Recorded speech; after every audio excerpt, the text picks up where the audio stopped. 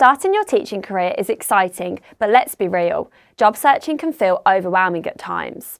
Whether you're fresh out of training or switching to a new school, finding a teaching position is more than just about securing a job.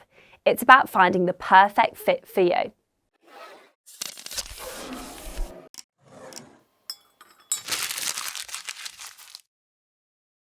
Hiya everyone, I'm Zoe from My Progression and I'm going to talk you through how to find the right school for you whilst job searching. This video is for those of our subscribers who are ECTs or NQTs to explain the importance of getting the school right. However, if you're a more experienced teacher who wants a refresher on job seeking, then you're also in the right place. Know what you want. First things first, it's important that you identify what you want from a role. We're all different and will prefer working in different settings and environments.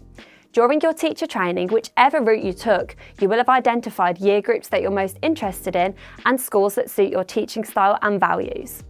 It's important that you learn from each of your placements and use them as a good opportunity to work out what you want or don't want in your first teaching role. For example, when I completed my PGCE, it was clear to me that working in a mainstream school with a high percentage of pupil premium and SEND pupils was really important. I'll revisit this at the end of the video and tell you how I went about this. There are so many different things to consider when working out what you want from a role. It's important to give yourself time to consider these factors as this is a big decision for you and it will impact your first experience of teaching and having your own class. Let's dive into the different aspects of a school that you should consider. Firstly, understanding a school's core values and ethos is essential when deciding where to apply. A school's approach to teaching and choice of teaching style will shape the overall learning environment and will impact how you deliver lessons. You can use a school's website to identify their core values, looking out for words in their vision statement that mean something to you, such as respect, good manners, or hard work. Something that is equally as important as teaching is the school's approach to diversity, inclusion, and equality. It must be aligned to yours. Ensuring that your own teaching style and personal values align with the school's ethos will help you know whether this is a setting that you will thrive in as a new teacher. Generally, schools that actively promote a welcoming and supportive atmosphere for both pupils and staff are likely to have a more positive working environment. At My Progression, we want to help you feel prepared, confident and ready to take the next step in your teaching career. If you're finding this video helpful and want more content for ECTs or NQTs, type more into the comments box. We read all of your comments and create tailored videos based on what you want and need. And don't forget, like and subscribe to our channel. We create content based on different educational settings for a range of staff members. If you've subscribed to our channel, you'll never miss out on brand new CPD opportunities.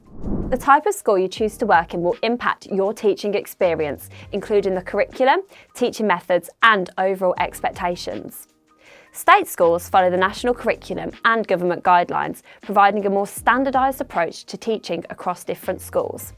Grammar schools will fit under this heading, but they will require pupils to pass an entrance exam to attend.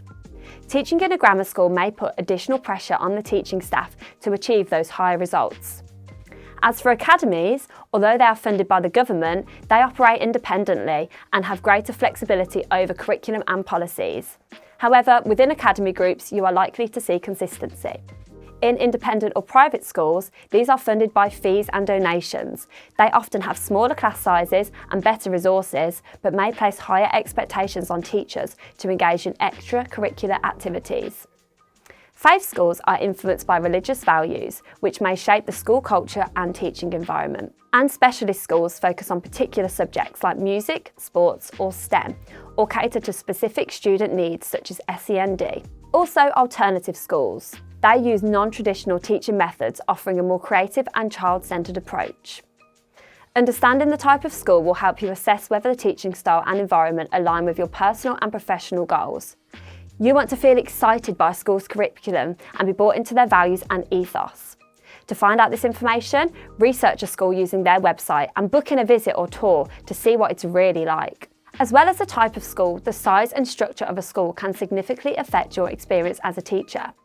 Smaller schools may offer closer staff relationships and more personalised teaching, whilst larger schools might provide greater resources and more professional development opportunities. it's important to consider the facilities each different school has to offer. If you're looking for a teaching role in a secondary school or in further education, what sort of facilities are you looking for? For example, if you're a science teacher, having well-equipped labs will be essential for your pupils to conduct experiments. Everyone has a preference for what type of school suits them better, so it's a vital aspect to consider. Something else that I looked at when job seeking was the school's behaviour policy. Knowing how a school manages student behaviour is key to feeling confident in your role.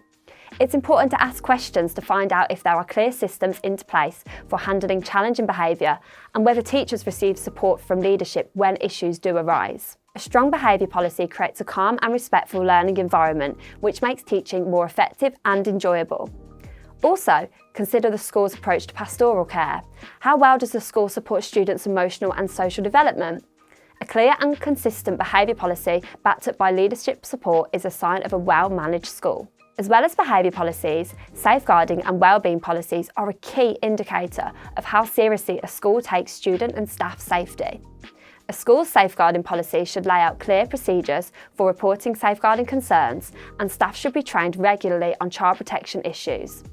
Teacher wellbeing is equally as important as this. Does the school have a mental health support system or staff wellbeing initiatives? A school that values the wellbeing of both pupils and staff will provide a more positive and supportive working environment for you in your first teaching position.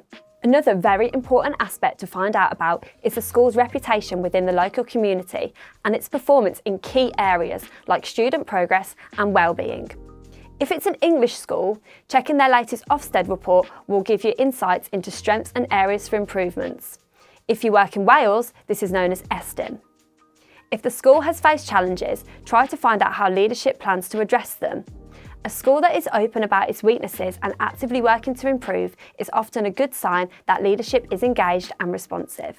It is well known that staff morale and the leadership style of senior staff can greatly impact your experience at a school. High turnover rates among teachers could be a warning sign of underlying issues with management or workload. Whereas a stable and experienced leadership team is often a sign of strong management and a positive working environment. It's worth finding out whether the staff feel supported and whether there is a collaborative culture among teachers.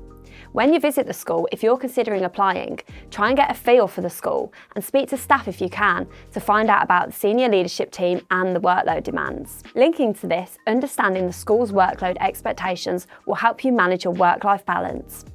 Find out how many contact hours per week are required and what the marking and assessment policies are. Some schools have high expectations for lesson planning and marking, which can add to your workload, so it's a good idea to find out beforehand whether the marking policy aligns with you. Also, always ask whether teachers are expected to take on additional duties, like lunchtime or break time supervision. Knowing these details in advance will help you avoid surprises and help you decide whether the workload is manageable for you. As a new teacher to a school, it's important to find out how they manage PPA. Can this be done from home, or is it a requirement to be done in school? Also, if you work in a secondary school, you will need to find out what their expectations are and how you're expected to use your free periods. Different schools provide continuous professional development in different ways. For example, they may use inset days or twilight sessions to train staff. It's worth finding out what your weekly staff meetings are like, including their duration and expectations. Last but not least, it's important to consider the location of your school. How far do you want to travel to work daily? Living close to the school means that it's likely that you will see children outside of school. If you want to avoid this, a school slightly further away outside of your local area will reduce the chances of you bumping into your pupils. So how did I find my perfect school? Well, throughout my PGCE year, I quickly realised I wanted to work in a larger primary or junior school with multiple classes per year, as I enjoyed working alongside other like-minded teachers. I used my experience at my placement schools to work out what was important to me and what I valued in a setting. I quickly realised that my passion was working in lower key stage 2 in schools with a high percentage of SEND and pupil premium. I enjoyed feeling like I was making a positive difference to the lives of these children, and seeing the progress they made throughout my time on placement highlighted why I wanted to be a teacher. Luckily, I enjoyed one of my placement schools so much that I knew it was a school I wanted to work at, and a job opportunity came up in May, which I ended up getting. For tips on how to apply for your perfect teaching role, keep your eyes peeled for our next video in the ECT series. Why not subscribe so you never miss a new video from us? Overall, starting your teaching career is super exciting, but finding the right school is key to making it a positive experience. It's okay to be picky when choosing the school for you. It's your first teaching role and it's so important to get it right. Once you've researched schools thoroughly, you can then decide what type of school you want to apply for.